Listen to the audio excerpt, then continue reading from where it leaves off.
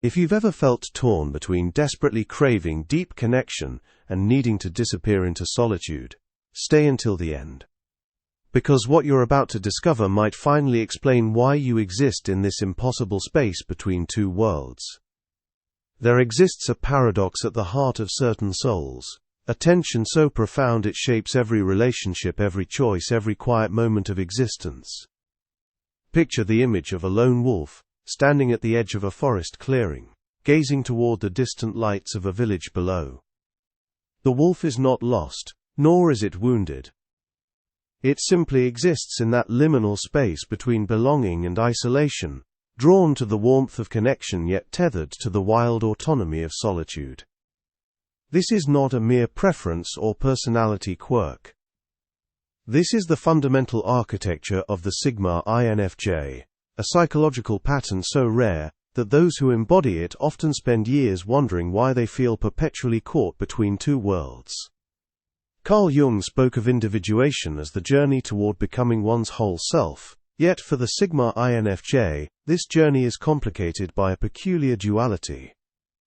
They crave deep human connection with an intensity that borders on spiritual hunger, yet they require solitude with such urgency that prolonged social engagement feels like slow suffocation. This is not a contradiction. This is complexity. The ancient Greeks understood this tension through the myth of Philoctetes, the wounded archer abandoned on an island, possessing both the pain of isolation and the power that solitude cultivates. Others needed him for his gift, yet his presence was unbearable to them. The Sigma INFJ lives this myth daily, not through physical exile, but through psychological necessity.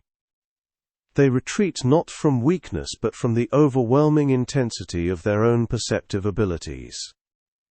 Nietzsche wrote that one must have chaos within oneself to give birth to a dancing star, and the Sigma INFJ carries this chaos as a constant companion, the chaos of simultaneously needing others while needing to escape them. Understanding this dilemma requires moving beyond surface-level personality descriptions, into the deeper architecture of consciousness itself, into the shadow territories, where the need for connection and the need for autonomy wage their eternal negotiation. The first sign of this dilemma manifests in what might be called the phenomenon of intense selective bonding, followed by complete withdrawal.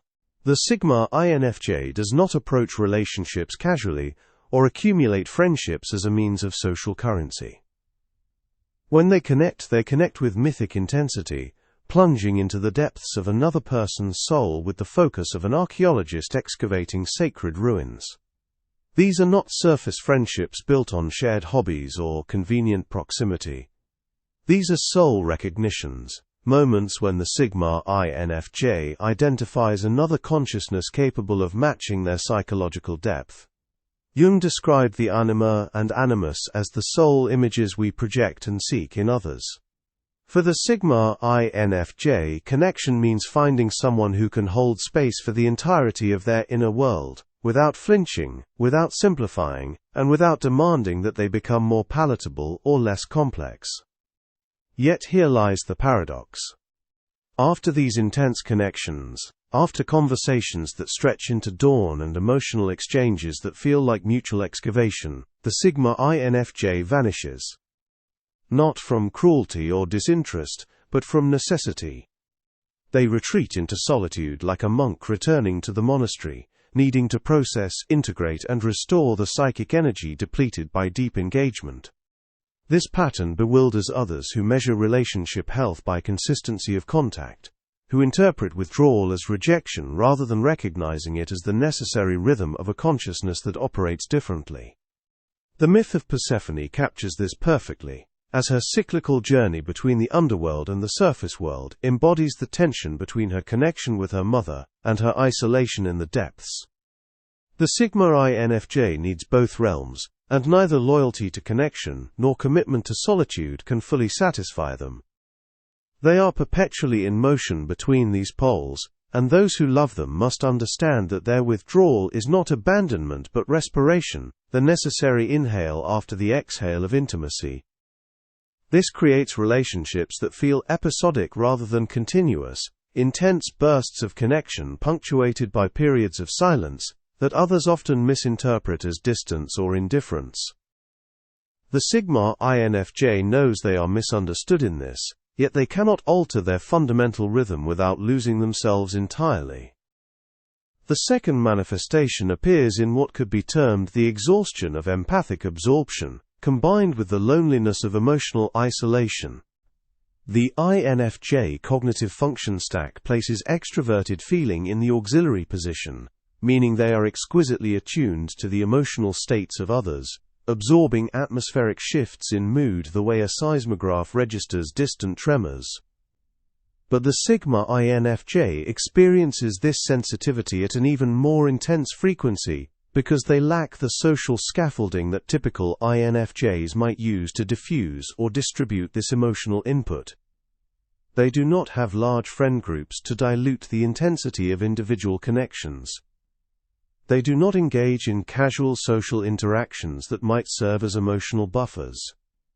Instead, they experience each connection at full intensity, absorbing not just surface emotions but the deep undercurrents of trauma, longing, fear, and unspoken need that others carry. Plato's allegory of the cave becomes relevant here, particularly if we imagine the philosopher who returns from seeing the sunlight of truth. The Sigma INFJ lives in a similar predicament, perceiving emotional and psychological realities that others either cannot see or prefer to ignore, and this perception becomes both a gift and a burden. They see through social performances to the wounded child beneath the professional mask. They sense the marriage crumbling behind the couple's practiced smiles.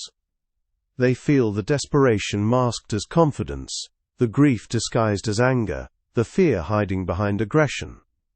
This constant perception without respite creates an exhaustion that only solitude can remedy.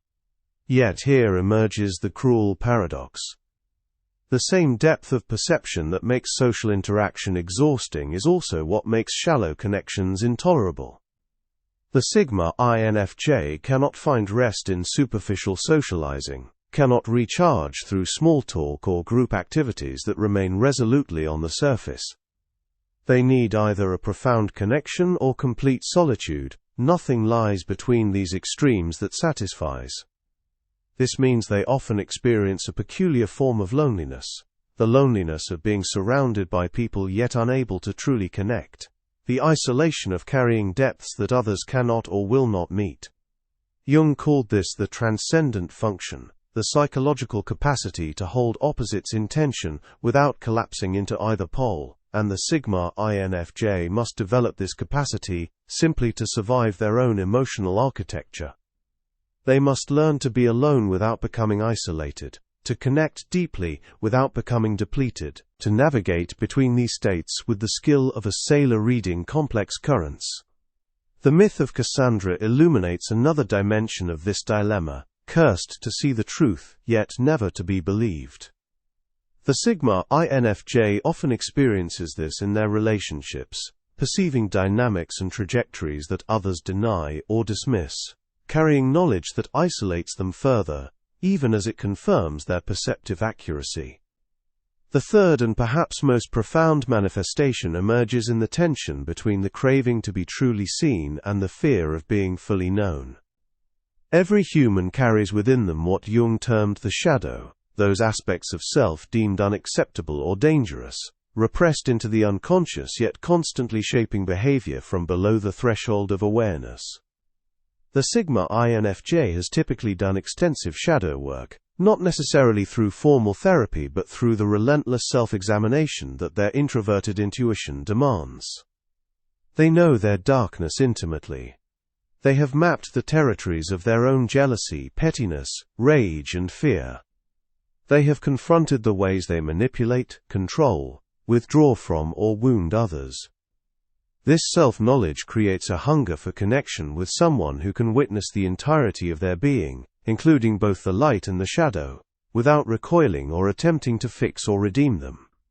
They crave what the philosopher Martin Buber called the I-thou relationship, a meeting between two whole beings, rather than interactions between social masks or ego constructs.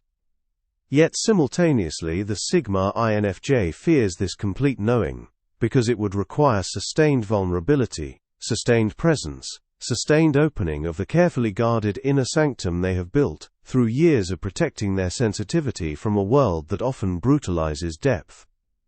The story of Psyche and Eros becomes instructive here, particularly the moment when Psyche, instructed never to look upon her divine lover, finally lights a lamp to see his true face.